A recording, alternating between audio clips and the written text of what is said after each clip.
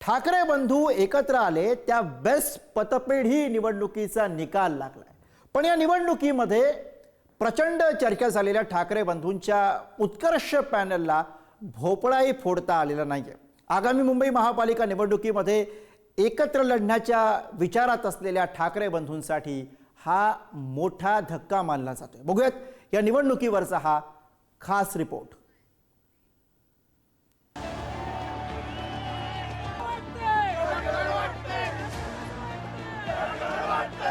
ठाकरे ब्रँडचा पुरा धुवा उडवला आणि त्यांचा करेक्ट कार्यक्रम माझ्या माध्यमातून केला गेला। या दोन्ही भावांच्या पक्षांना मुंबईकरांचा आशीर्वाद कुठे आहे दाखवलेला आहे। ब्रँडचा बँड वाजवण्याचं काम जनता करत असते। बेस्ट पतपेढी निवडणुकीत ठाकरे बंधूंचा दारुण पराभव झालाय। ठाकरे बंधूंच्या पॅनलला 21 पैकी एकही जागा जिंकता आलेली नाही।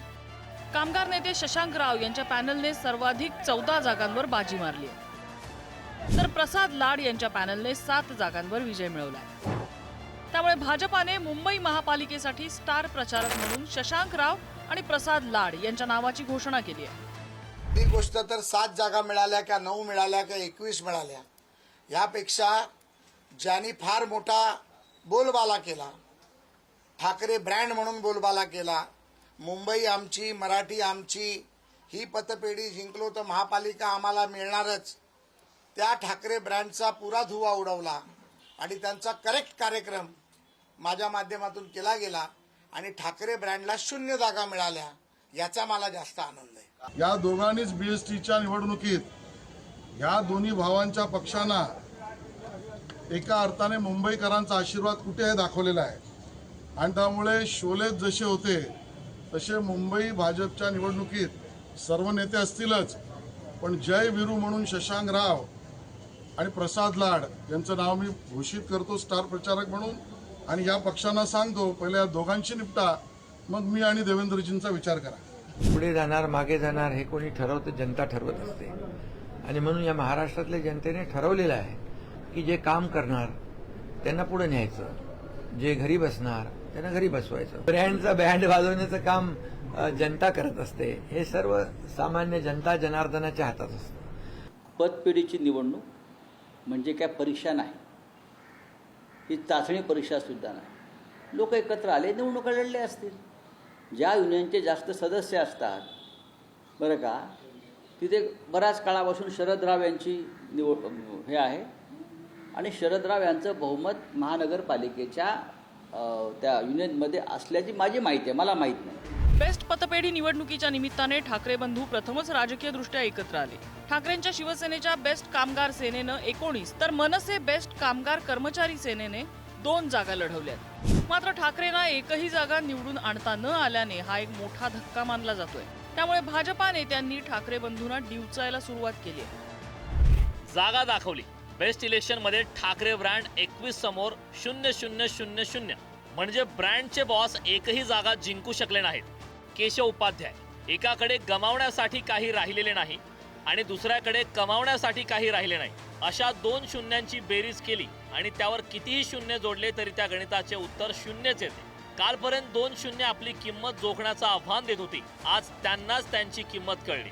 पैशाचा वापर झाला हे मला असं वाटतं निवडणूक म्हणजे मतदान चालू होण्याआधी मी पुराव्यासकट दाखवून दिले आणि त्याचे पुरावे पण आमच्याकडे आहेत की कशा पद्धतीने पैशाचा वापर झाला।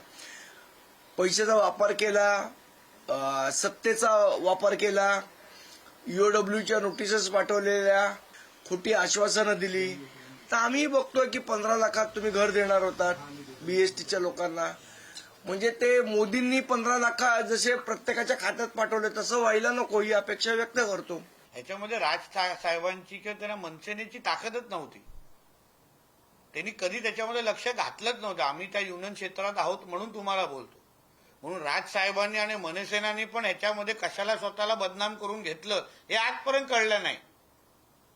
मला हेही माझ्याकडे माहिती आहे की त्यांना न विचारता त्यांची नावं टाकलेली होती।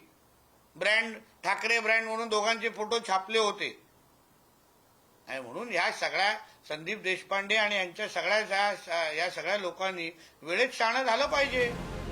बेस्ट वर्कर्स युनियन पुरस्कृत शशांक राव पॅनल यांनी आपले 21 उमेदवार रिंगणात उतरवले होते। त्यांनी 14 जागांवर विजय मिळवल्याने ठाकरेंच्या शिवसेनेचं 9 वर्षाचं वर्चस्व मोडीत निघालंय. बेस्ट पतपेढी निवडणुकीत अंतिम निकालात शशांक राव यांच्या पॅनलला 14 जागा मिळाल्यात. महायुती प्रणित सहकार समृद्धी पॅनलला 7 जागा मिळाल्यात, तर ठाकरेंची शिवसेना आणि मनसे यांच्या उत्कर्ष पॅनलला एकही जागा जिंकता आलेली नाही. आम्ही आमच्या पतपेढीच्या निवडणुकीमध्ये जे वचननामा आहे त्या वचननाम्यामध्ये सुद्धा आम्ही सांगितलेलं आहे की यांनी जो काही भ्रष्टाचार केलेला आहे एवढ्या 9 वर्षामध्ये त्याची चौकशी करणार हे आमच्या वचनामध्येच आहे. कारण की हा शेवटी पैसा आहे कोणाचा? हा पैसा कामगारांचा आहे. आणि कामगारांचा पैसा जर तुम्ही भ्रष्टाचार करून आणि स्वतःच्या मौजमस्तीसाठी जर उधळणार असाल तर त्याची चौकशी फक्त चौकशी नव्हे, जर त्याच्यात आढळलं तर त्यांच्याकडनं वसूल सुद्धा केलं पाहिजे, कारण हा कामगारांचा पैसा आहे. मुंबई महापालिका निवडणुकीआधी बेस्ट पतपेढीची निवडणूक ठाकरे बंधूंसाठी लिटमस टेस्ट होती. मात्र या टेस्टमध्ये राज आणि उद्धव ठाकरे फेल झालेले आहेत. त्यामुळे भाजपासह शिंदेंच्या शिवसेनेला एक प्रकारे टॉनिक मिळाले. एकत्र येऊनही ठाकरे बंधूंना विजय मिळवता न आल्याने त्यांच्या राजकीय भविष्याबाबतही प्रश्नचिन्ह निर्माण झालंय.